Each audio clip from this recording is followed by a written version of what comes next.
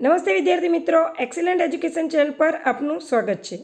તો ચાલો આજે આપણે અભ્યાસ કરીશું ધોરણ 6 વિષય ગણિત દ્વિતીય સત્રાંત પરીક્ષા 2025નું સંપૂર્ણ પેપર સોલ્યુશન એક જ વિડીયોમાં. પ્રશ્ન 1, નીચેના દાખલા ગણો. 1, 4/9નો સમ અપૂર્ણાંક શોધો જેનો છેદ 18 હોય. અહીંયા જે છે 4/9ને અંશ અને છેદ વડે બે વડે ગુણીએ એટલે આપણને મળશે 4 દુ 8 અને 9 દુ 18 એટલે કે 8/18. તો અહીંયા જે છે છેદ આપણને 18 મળશે. તે જ રીતે 2 નંબર 60/72નો સમ અપૂર્ણાંક શોધો જેનો અંશ 10 હોય. હવે અહીંયા 60 છે એની જગ્યાએ આપણે અંશ 10 લાવવો છે. તો 60ના અવયવ પાડશું. 10 6 દાન 60 અને 12 છક 72. 6 ઉડી ગયા એટલે મળશે 12/10/12. અહીંયા 10 જે છે આપણો અંશ મળી રહે છે. ત્રીજું 5/7નો સમ અપૂર્ણાંક શોધો જેનો છેદ 21 હોય. તો અહીંયા છેદમાં 7 છે, 21 લાવવા માટે અંશ અને છેદને 3 વડે ગુણવા પડે. એટલે અંશ અને છેદને 3 વડે ગુણતા 5 તરી 15, 7 તરી 21. તેના પછી છે 2/9નો સમ અપૂર્ણાંક શોધો જેનો અંશ 6 હોય. અહીંયા અંશમાં 2 છે પરંતુ અંશ 6 લાવવા માટે આપણે ઉપર નીચે એટલે કે અંશ અને છેદને 3 વડે ગુણીશું. એટલે 3 દુ 6 અને 3 9 27 એટલે 6/27. અહીંયા અંશ જે છે આપણને 6 મળશે. પ્રશ્ન 2, યોગ્ય વિકલ્પ પસંદ કરી નીચેની ખાલી જગ્યા પૂરો. 1, 4/5 ખાલી જગ્યા 5/5. તો 4 અને 5 બંનેમાં મોટું કોણ છે? તો કે 5. જ્યારે આવા સમ અપૂર્ણાંક હોય એટલે કે છેદ સમાન હોય ત્યારે આપણે એ યાદ રાખવાનું કે મોટી સંખ્યા જે છે એ મોટી નિશાની થાય. અહીંયા 5 મોટા છે એટલે લેસ ધેન થશે. એટલે કે 4/5ને બદલે 5/5 એ મોટી સંખ્યા થશે. તે જ રીતે છે આપણી પાસે 3/8 અને 3/7. 3/8 અને 3/7. તો અહીંયા પણ આપણને અંશ સમાન છે પરંતુ છેદમાં 7 અને 8 મોટું કોણ છે? 8 એટલે આપણે ગ્રેટર ધેન લઈશું.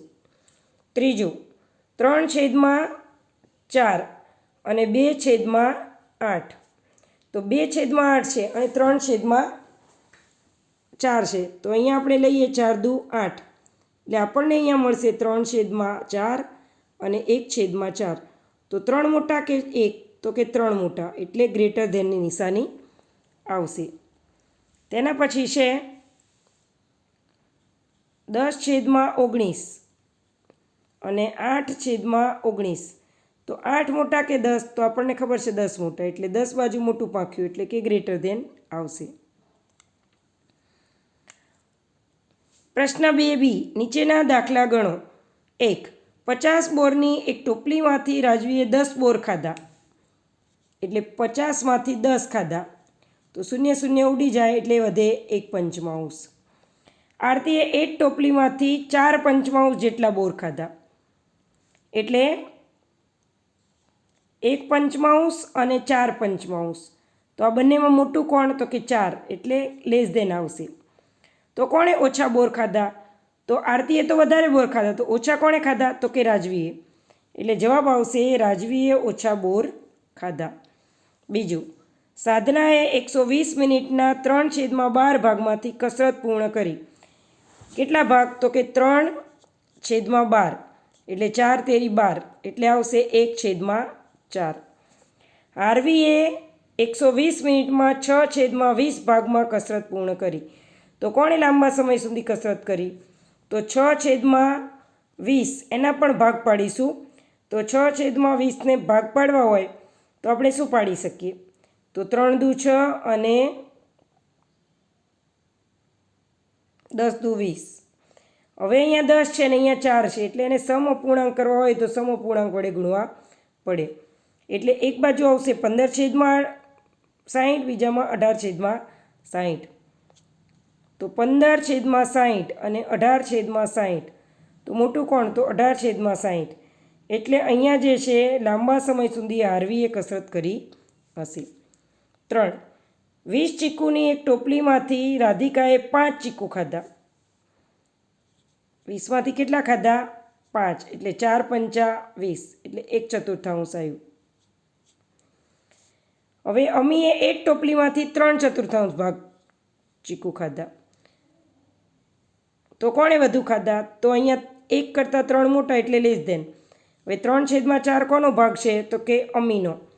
એટલે આપણે એવું કહી શકીએ કે અમીએ સૌથી વધુ ચીકુ ખાધા છે. પ્રશ્ન 3a. નીચેની પ્રત્યેક જોડમાં કઈ સંખ્યા મોટી છે? પહેલું 0.3 કે 0.4? 0.3 એટલે 3/10 અને 0.4 એટલે 4/10. હવે 4 મોટા કે 3? તો કે 4 એટલે 4 મોટા. એટલે એવું કહી શકીએ કે 0.4 સંખ્યા મોટી છે. બીજું 0.7 એટલે 7/10 અને 0.02 એટલે 2/100. હવે અહીંયા 10 છે ને અહીંયા 100 છે, તો આને 100 કરવા માટે અંશ અને છેદને 10 વડે ગુણવા પડે. તો શું આવશે? 700/70/100. હવે 70 મોટા કે 2? તો કે 70 એટલે ગ્રેટર ધેન. 70 એટલે કોણ આવ્યું? તો કે 0.7. એટલે એવું કહી શકીએ કે 0.7 સંખ્યા મોટી છે. ત્રીજું 1.54 કે 1.504 કઈ મોટી સંખ્યા? તો 1.54 એટલે 154/100 અને 1.504 એટલે 1500/1000. 3 આંકડા પછી પોઈન્ટ છે. અહીંયા 1000 છે, અહીંયા 100 છે, તો આને 1000 કરવા માટે આપણે 1 1 0 મૂકી દઈએ. તો 1540/1000. હવે 1540 મોટા કે 1504? તો કે 1540. એટલે આ સંખ્યા મોટી થઈ. તો આ સંખ્યા મૂળ કઈ છે? તો કે 1.54. એટલે 1.54 સંખ્યા મોટી છે. તેના પછી 4. 0.099 કે 0.19? તો 0.099 એટલે 99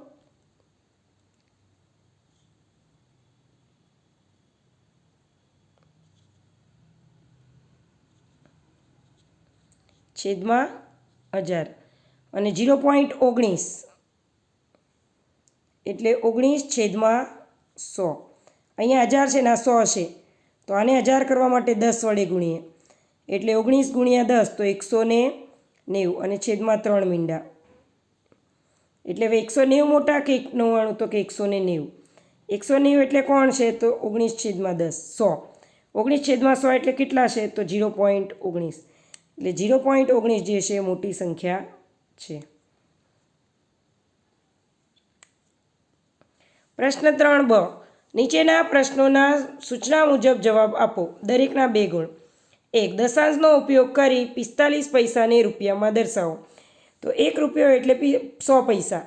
તો 45 પૈસા બરાબર કેટલા? તો 0.45 રૂપિયા થશે. 2. દશાંશનો ઉપયોગ કરી 97 સેન્ટીમીટરને મીટરમાં ફેરવો. તો 100 સેન્ટીમીટર બરાબર 1 મીટર. તો 97 સેન્ટીમીટર બરાબર કેટલા? એટલે 97/100 એટલે 0.97 મીટર જવાબ મળે. પ્રશ્ન 4. અહીંયા પહેલા દાખલામાં સરવાળો, બીજા દાખલામાં સરવાળો, ત્રીજા દાખલામાં બાદબાકી અને ચોથા દાખલામાં પણ બાદબાકી છે. તો દાખલા નંબર 1. નિધિના પપ્પાએ તેને ₹18.50 અને કાકાએ તેને ₹35.50 આપ્યા. તો નિધિ પાસે કુલ કેટલી રકમ બચી હશે અથવા તો કેટલી રકમ થશે? તો અહીંયા જોઈશું નિધિના પપ્પાએ આપેલ રકમ તો ₹18.50, કાકાએ આપેલ રકમ ₹35.50.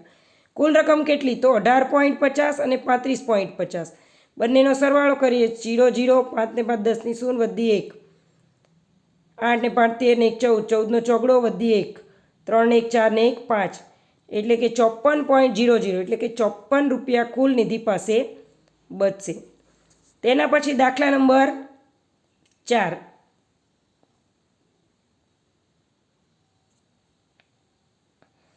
ચેમિસાએ 4 કિલોગ્રામ 700 ગ્રામ બટાટા, 3 કિલોગ્રામ 750 ગ્રામ ટામેટાં ખરીદ્યા. તો કુલ કેટલી શાકભાજી થાય? એટલે અહીંયા પણ આપણે સરવાળો કરવાનો છે.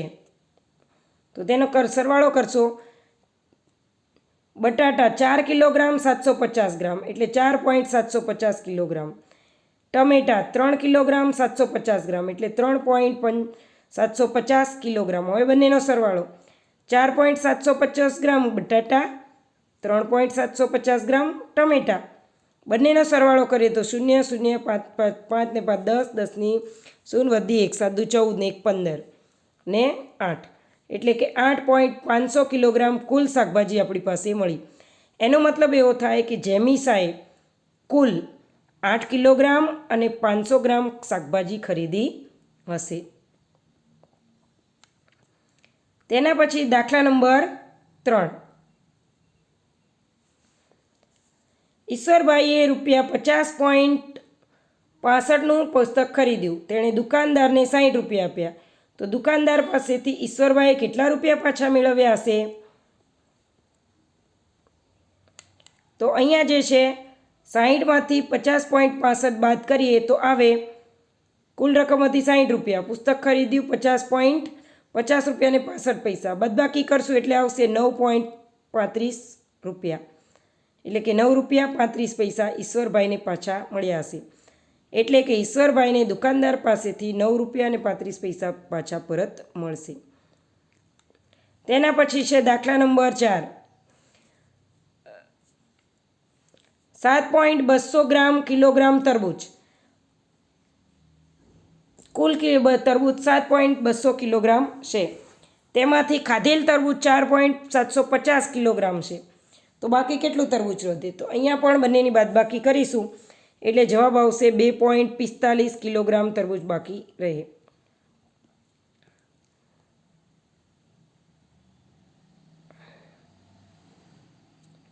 તેના પછી દાખલા નંબર 5. ગણિતની 10 ગુણની એકમ કસોટીમાં 40 વિદ્યાર્થીઓએ મેળવેલ ગુણની માહિતી નીચે મુજબ છે. તો માહિતીને આવૃત્તિ કોષ્ટકમાં દર્શાવો. તો આ દાખલો જે છે અહીંયા પહેલાં લખવાનું મેળવેલ ગુણ, પછી આવૃત્તિ ચિહ્ન અને આવૃત્તિની સંખ્યા. હવે આવૃત્તિ અહીંયા સૌથી ઓછામાં ઓછા ગુણ કેટલા છે? તો કે 0 અને વધુમાં વધુ છે 9. તો 0 થી 9 લગી ગણશું અને પછી આપણે અહીંયા સંખ્યા ઉમેરીશું. તો આવું કંઈક કોષ્ટક આપણી પાસે તૈયાર થઈને આવશે. મેળવેલ ગુણ તો 0 ગુણ મેળવનાર કેટલા હશે વિદ્યાર્થી? તો કે 2 એટલે એને લઈશું 1 2. 1 ગુણ મેળવનાર 2 તો 1 2. 2 ગુણ મેળવનાર 3 તો 1 2 ને 3. 3 ગુણ મેળવનાર 1 તો 1. 4 ગુણ મેળવનાર 7 તો 1 2 3 4 5 6 ને 7. પછી 5 ગુણ મેળવનાર તો કે 6. 1 2 3 4 પછી આડી લાઈન 5 અને 6. 6 ગુણો મેળવનાર વિદ્યાર્થી તો 6 ગુણ મેળવતા હોય તો એની આવૃત્તિની સંખ્યા કેટલી થાય? તો 7. તો 1 2 3 4 5 6 અને 7. 7 કેટલી વખત આવ્યા હશે? તો કે 5 વખત. તો 1 2 3 4 ને 5. 8 કેટલી વખત? તો 4 વખત અને 9 3 વખત. અહીંયા બધાનો કુલ સરવાળો આપણે કરીએ તો 40 થવો જોઈએ. જો આ બધી આવૃત્તિની સંખ્યાનો સરવાળો 40 થાય તો આપણો દાખલો સાચો કહેવાય. તેના પછી છે 2. નેહલ 40 વખત પાસો ફેંકે છે અને દરેક વખત પાસાની ઉપર આવતા અંકની નોંધ કરે છે. આ નોંધ નીચે મુજબ છે. તે પરથી આવૃત્તિ વિતરણ કોષ્ટક તૈયાર કરો. તો અહીંયા જે છે સૌથી પહેલાં પાસાની સંખ્યા, પછી આવૃત્તિ ચિહ્ન અને પાસાની સંખ્યા. તો અહીંયા જે છે સૌથી મોટો પાસાનો અંક તો 1, સૌથી નાનો 1 અને સૌથી મોટો છે 6. એટલે કે 1 થી 6 સુધી આપણે આવૃત્તિ વિતરણ કરીશું. એટલે કંઈક આવું આવશે. પાસા પરનો અંક 1 અંક આવે તો 1 કેટલી વખત આવે? તો કે 7 વખત. એટલે 1 2 3 4 5 6 ને 7. 2 અંક કેટલી વખત આવ્યા? 6 વખત. એટલે 1 2 3 4 5 ને 6. 3 અંક કેટલી વખત આવ્યા? 5 વખત. તો 1 2 3 4 5 5. પછી 4 અંક તો કે 4 વખત. 5 અંક તો કે 2 વખત. અહીંયા 2 લખજો. 6 અંક તો 7 વખત. એટલે 1 2 3 4 5 6 ને 7. આ રીતે આ બધાનો સરવાળો કરો તો કુલ સંખ્યા મળશે 40. એનો મતલબ એવો થાય કે આપણો જવાબ સાચો છે. તેના પછી દાખલા નંબર 6.1 નીચે આપેલ આ ચિત્ર આલેખનું અવલોકન કરી પ્રશ્નોના જવાબ આપો. અહીંયા ધોરણ આપ્યા છે 1 થી 8. વિદ્યાર્થીઓની સંખ્યા એટલે કે એક ચિત્ર બરાબર 4 છોકરીઓ છે. અહીંયા છોકરીઓની સંખ્યા. તો પહેલાં આપણે કોષ્ટક તૈયાર કરીશું. ધોરણ 1 એમાં કેટલી છોકરીઓ છે? તો 1 2 3 4 5 ને 6 અને એક ચિત્ર બરાબર 4 સંખ્યા છે એટલે 6 ચોક 24. એ તે અહીંયા છે 4 ને અડધું તો ચોકે ચોકે 16 ને 2 18. ધોરણ 3માં છોકરીઓની સંખ્યા 5 તો 5 ચોક 20. ધોરણ 4માં છે 3 આખા ને 1 અડધું તો 4 તેરી 12 ને 2 14. ધોરણ 5માં 2 આખા એટલે 4 દુ 8 ને 2 એટલે 10. ધોરણ 6માં 4 તો ચોકે ચોકે 16. ધોરણ 7માં 3 તો 3 ચોક 12 અને 12 ના 12 એમણામ. ધોરણ 8 તો 1 આખી એટલે 4 એકા 4 વત્તા 2 એટલે 6.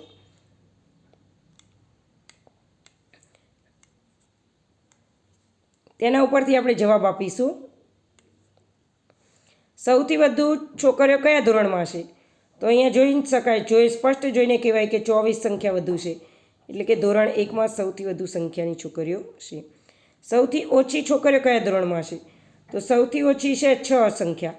એટલે 6 કયા ધોરણમાં છે? તો ધોરણ 8. ધોરણ 3માં કેટલી છોકરીઓ છે? તો ધોરણ 3માં અહીંયા લીટો કરીએ એટલે આવશે 20 છોકરીઓ.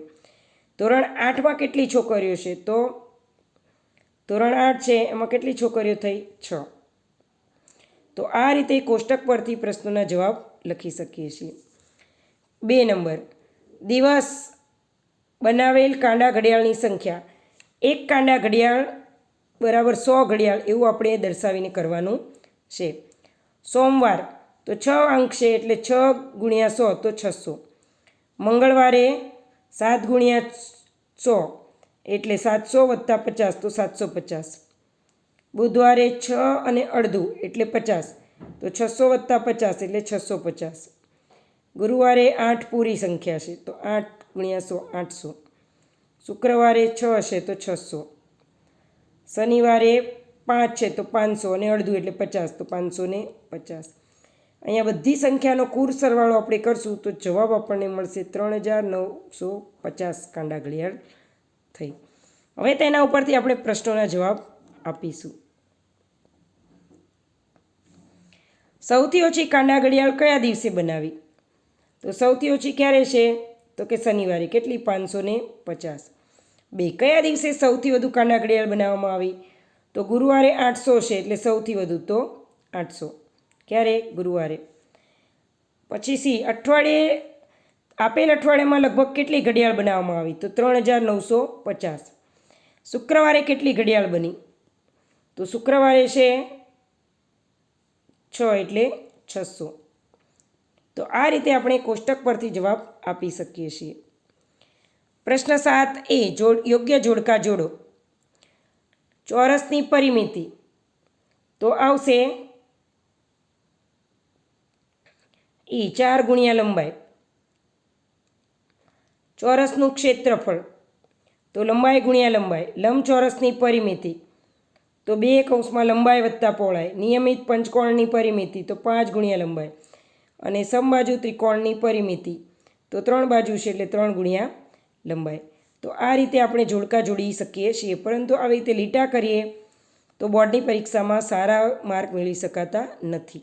એટલે જોડકા હંમેશા આ રીતે જોડીને લખવા જરૂરી છે. દાખલા નંબર 7, પ્રશ્ન 7b, માંગ્યા મુજબ ગણતરી કરો. 1. એક લંબચોરસ બાગની લંબાઈ 80 મીટર છે તો બાગની પરિમિતિ કેટલી? તો બાગની પરિમિતિનું સૂત્ર છે, ચોરસ છે એટલે 4 ગુણ્યા લંબાઈ એટલે 4 ગુણ્યા 80 તો 4 × 32 ને 1 0 એટલે 320 મીટર. બીજું, જેની દરેક બાજુ 3 સેન્ટીમીટરની છે તેવા નિયમિત પંચકોણની પરિમિતિ. પંચકોણની પરિમિતિ બરાબર 5 ગુણ્યા લંબાઈ એટલે 5 ગુણ્યા 3 તો આવશે 5 તેરી 15. પછી ત્રીજું, જેની લંબાઈ અને પહોળાઈ અનુક્રમે 12 સેન્ટીમીટર અને 4 સેન્ટીમીટર હોય તેવા લંબચોરસનું ક્ષેત્રફળ શોધો. તો લંબચોરસના ક્ષેત્રફળનું સૂત્ર છે લંબાઈ ગુણ્યા લંબાઈ એટલે 12 ગુણ્યા 4 તો 12 ચોક 48. તેના પછી દાખલા નંબર 7C. નીચેના દાખલો યોગ્ય રીતે ગણો. 1. 400 મીટર લંબાઈ અને 300 મીટર પહોળાઈના ખેતરને ખેડવાનો ખર્ચ 1 ચોરસ મીટરના 100 રૂપિયા હોય તો તે ખેતરને ખેડવાનો કુલ ખર્ચ કેટલો થાય? તો તેના માટે દાખલો આવશે. ખેતરની લંબાઈ 400 મીટર, પહોળાઈ 300 મીટર, એટલે લંબચોરસનું ક્ષેત્રફળ લંબાઈ ગુણ્યા પહોળાઈ 400 ગુણ્યા 300, એટલે 4 તેરી 12 અને 4 0, એટલે આવશે 1,20,000 ચોરસ મીટર.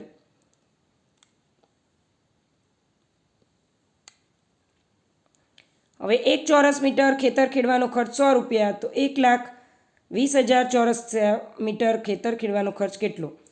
તો 1,20,000 ગુણ્યા 100, એટલે આવશે 1,20,00,000 રૂપિયા થશે.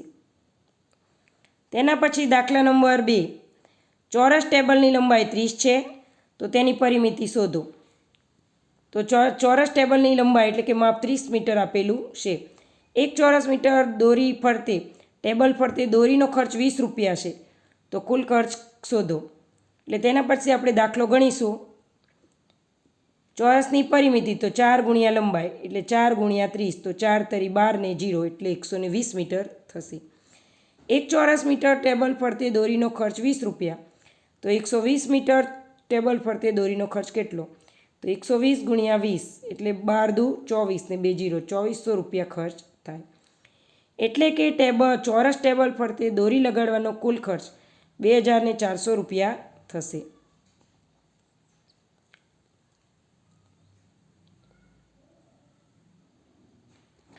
તેના પછી પ્રશ્ન 8. નીચેના પ્રશ્નોના જવાબ આપો.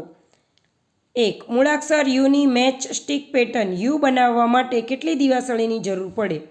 તેનો નિયમ આપો. તો 3n. કઈ રીતે? 3n. પહેલાં 1 લઈએ તો 3 એકા 3, 2 લઈએ તો 3 દુ 6, 3 લઈએ તો 3 તેરી 9. તો એ રીતે અહીંયા જે છે 3n સંખ્યા બનશે. તેના પછી 2. મૂળાક્ષર ઝેડની મેચેસ્ટિક પેટર્ન ઝેડ બનાવવા માટે કેટલી દિવાસળીની જરૂર પડે? નિયમ લખો. તો ત્યાં પણ 3n સંખ્યા થશે. તેના પછી દાખલા નંબર 3. લીલા એ રાધા કરતાં 4 વર્ષ નાની છે. ધારો કે રાધાની ઉંમરના આધારે લીલાની ઉંમર શોધો. ધારો કે રાધાની ઉંમર x છે, તો લીલાની ઉંમર શું થાય? x ઓછા 4, એટલે આવશે x ઓછા 4 વર્ષ. 5. જો પેટીમાં 50 કેરી હોય તો કેરીની કુલ સંખ્યા અને પેટીની સંખ્યાઓ કેવી રીતે લખી શકાય? પેટીની સંખ્યા માટે b લો. હવે 50 હોય તો 50 ગુણ્યા b, એટલે 50b લખાય. 5. એક પક્ષી 1 મિનિટમાં 1 કિલોમીટર ઉડે છે. જો તે અમુક મિનિટ ઉડે તો કેટલું અંતર આવરી શકે તે તમે કહી શકશો? ઉડવાનો સમય t લો. હવે ધારો કે ઉડવાનો સમય t છે, 1 મિનિટમાં 1 કિલોમીટર અંતર કાપે, એટલે t ગુણ્યા 1, તો 1t બરાબર t સેકન્ડનો સમય થશે. દાખલા નંબર 9a.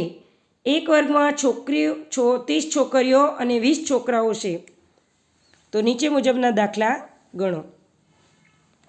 અહીંયા જે છે છોકરીઓની સંખ્યા છેદમાં છોકરાઓની સંખ્યા.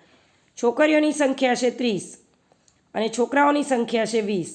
0 0 જાય એટલે વધે 3/2, એટલે તેને લખાય 3/2. આ પહેલો દાખલો હતો. તેના પછી 2. છોકરાઓની સંખ્યા કેટલી છે? 20 અને કુલ સંખ્યા છે 50. 5 5 જતા રહ્યા તો 2/5, એટલે બનશે 2/5. તેના પછી 3. છોકરીઓની સંખ્યા તો 30 છે, કુલ વિદ્યાર્થીઓની સંખ્યા તો 50 છે, એટલે 0 0 ગયા તો 3/5, એટલે 3/5. છોકરા અને છોકરીઓની કુલ સંખ્યા. છોકરા છે 20, છોકરીઓ છે 30, એટલે 20/30. 0 0 ગયા તો 2/3, એટલે 2/3. દાખલા નંબર 9b. નીચેના દાખલા ગણો. 1. તારા અને ભક્તિ વચ્ચે 100 પેન્સિલ 3/7ના ગુણોત્તરમાં વહેંચો.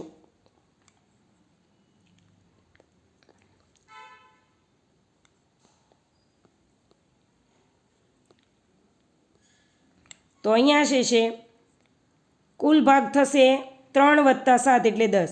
ધારા માટેનો ભાગ તો 3/10 ગુણ્યા 100, 0 0 જતા રહે એટલે 30 પેન્સિલ આવે.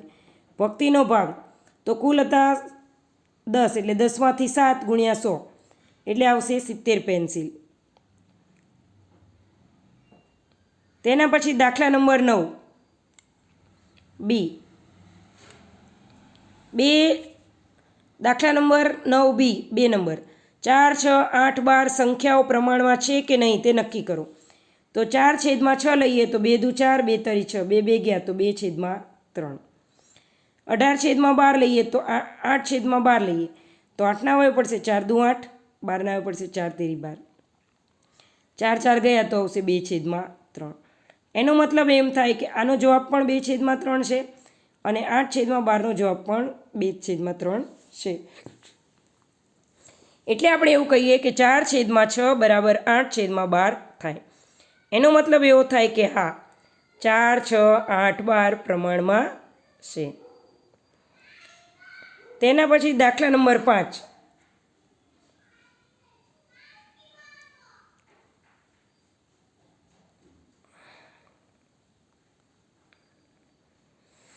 5 મીટર કાપડની કિંમત 225 રૂપિયા છે તો 7 મીટર કાપડની કિંમત કેટલા રૂપિયા થાય? અહીંયા 5 મીટર કાપડની કિંમત 225 રૂપિયા તો 7 મીટર કાપડની કિંમત કેટલી? એટલે 7 ગુણ્યા 225 ભાગ્યા 5. 225ના હવે ઉપાડીએ 25 ગુણ્યા 5, 5 5 ઉડી ગયા તો 7 ગુણ્યા 45. બંનેનો ગુણાકાર કરીએ એટલે જવાબ આવે 315 રૂપિયા કુલ કિંમત થાય. 45 ગુણ્યા 7 તો 7 પંચા 35નો 5 વધી 3, 7 ચોક 28, 29, 30, 31 એટલે 315 રૂપિયા તેની કિંમત થશે. તો વિદ્યાર્થી મિત્રો, વિડીયો પસંદ આવ્યો હોય વિડીયોને લાઇક કરજો, મિત્રોને શેર કરજો, કોમેન્ટ બોક્સમાં કોમેન્ટ જરૂરથી લખજો અને બીજા પેપરના સોલ્યુશન માટે અમારી ચેનલની મુલાકાત લેતા રહેજો. Thank you.